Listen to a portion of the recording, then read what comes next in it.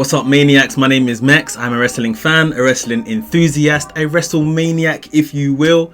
And today we are talking Monday Night Raw. This was the go home show to the horror show Extreme Rules, which is this weekend, and we're going to break down everything that took place on the road to the pay-per-view this Sunday. Right here at WrestleManiac UK, I discuss everything that is WWE and AEW. So if this sounds like the place for you, make sure you hit the subscribe button, hit the notification bell so you get notified every time I drop a new video. Ladies and gentlemen, without further ado, let's get into the review.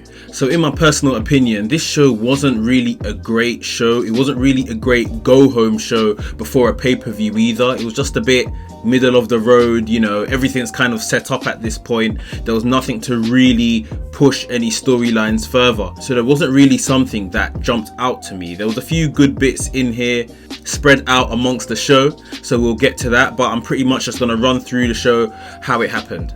So the show kicked off with MVP's VIP lounge, and he invited Dolph Ziggler, was basically telling Dolph Ziggler, listen, you are a great guy. Drew McIntyre wouldn't be anywhere without you, and you deserve your accolades, and you deserve thank you for everything that you've done. And it was a bit of an ass kissing situation between those two. Drew came down and he basically said, listen, you have awoken the psychopath in me. What you did last week, bringing back Heath Slater, that was uncalled for, you know, trying to pull on the heartstrings. And really, Drew just told him, look, I'm not messing about come Extreme Rules, you know, gonna claim your head off, all of that kind of stuff. And towards the end of the segment, he took a quick pop shot at Dolph Ziggler, just a quick jab to the side of his face, making sure that he knows that, you know, this is on me and you, Extreme Rules. So the only bit of intrigue left in this WWE title match for myself is what the stipulation is actually going to be, and we're going to find that out at Extreme Rules on the night. If you guys have any recommendations of what it should be or what you think is going to be, drop them below in the comments and we'll find out on Sunday night. We had a tag team elimination match, Angel Garza and Andrade taking on the Viking Raiders, and obviously the story being told here is if Garza and Andrade can remain on the same page. And there was a bit of dissension here and there, but they fixed it up and generally they were really good together. Viking Raiders were destroyers when they first got to Monday Night Raw, and they won the tag titles, and they slowly transitioned out of the tag title scene to just being comedy guys. You know, they've had a few skits now with Street Profits and don't really look like challengers of that same ilk. Eric got eliminated far too quickly in my opinion, and then it was just Ivar left, who I did think was going to win it in the end, but he eliminated Andrade, but Garza did get the win over him. So I don't know where this leaves us. Surely Garza and Andrade must be #1 contenders for the tag team championships at the moment. I'm not sure if there is a match on the card as of now for Extreme Rules for the tag team championship, but yeah, the bigger story here is that Garza and Andrade finally look like they are maybe getting it together and could be a credible threat to Street Profits Tag Team Championship. We had a backstage segment of Ruby Riott was about to be interviewed, but then she was interrupted by the Iconics, who she's been tangling with for the past couple of weeks, and she was meant to have a tag team partner for their tag team match scheduled on the night. Iconics came over making fun of her, saying she hasn't got no friends, so of course she hasn't got a tag team partner, and the match is looking like it's going to be a handicap match. And then Ruby Riott pulled out a complete gem of a partner in Bianca Belair. Bianca Belair is back on Raw, and literally I just got so happy when I saw her on my face. My smile just went across my face. It's like, where has she been? I've been hearing that she's been on Main Event. I mean, I don't watch Main Event personally, not enough hours in the day, but this is someone that they definitely could have put on TV. You know, we've lost Becky and Charlotte in terms of Raw star power. They've brought over Sasha and Bayley to try and help balance out that star power, but there's also other people that we could be building here at the same time. Bianca Belair, definitely one of them. And I did feel once the match started, when she was coming out, in fact, you could feel the energy in the crowd. And I know some of those fans aren't like genuine fans. Some of them are co-workers, they work in the NXT Performance Center, they are training themselves, and maybe it's because they have the affinity with Bianca Belair because she's just recently left, you know, the Performance Center, NXT, etc. But there was a real energy about when she came out, like everyone was really happy to see her. And then once she got the hot tag in the match, she was brilliant. It was just like, why hasn't this woman been on TV? She's really good, and I do think maybe Bianca Belair is just a placeholder until maybe Liv Morgan comes back. I don't see her and Ruby Riott long-term partnership or anything like that. It probably was just a one-off, maybe a couple weeks, in fact, until whatever situation Liv Morgan is in is rectified.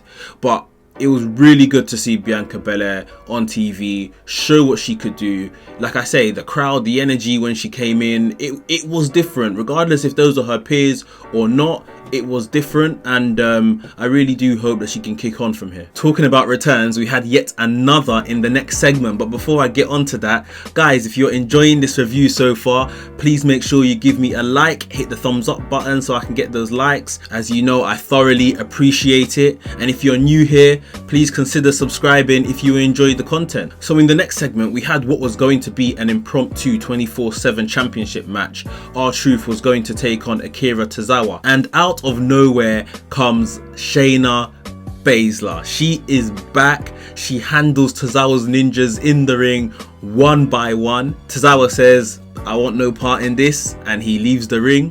Shayna Baszler turns over to R-Truth and he goes, "You know what? I don't want no part in this either."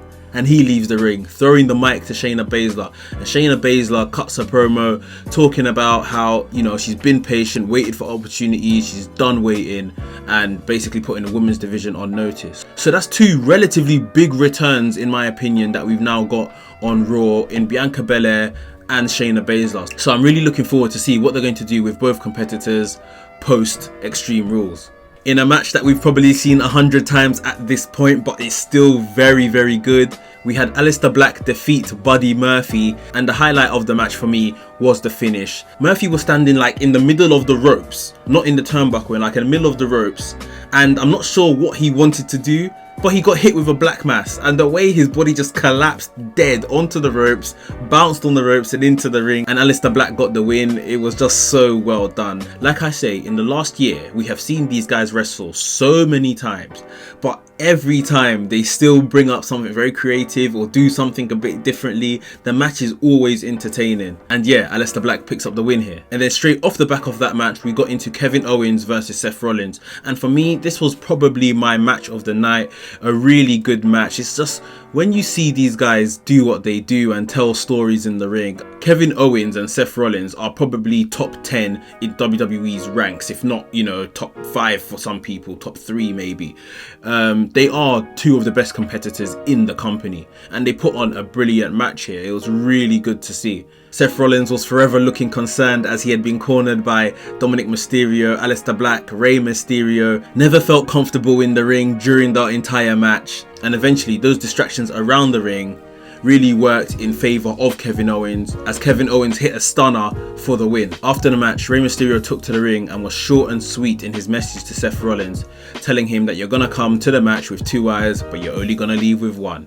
So it's going to be very interesting to see how they do this eye for an eye match. Apparently they're going to be using some type of special effects and graphics to remove somebody's eye during the show. So I'm a bit intrigued into see what this is going to look like.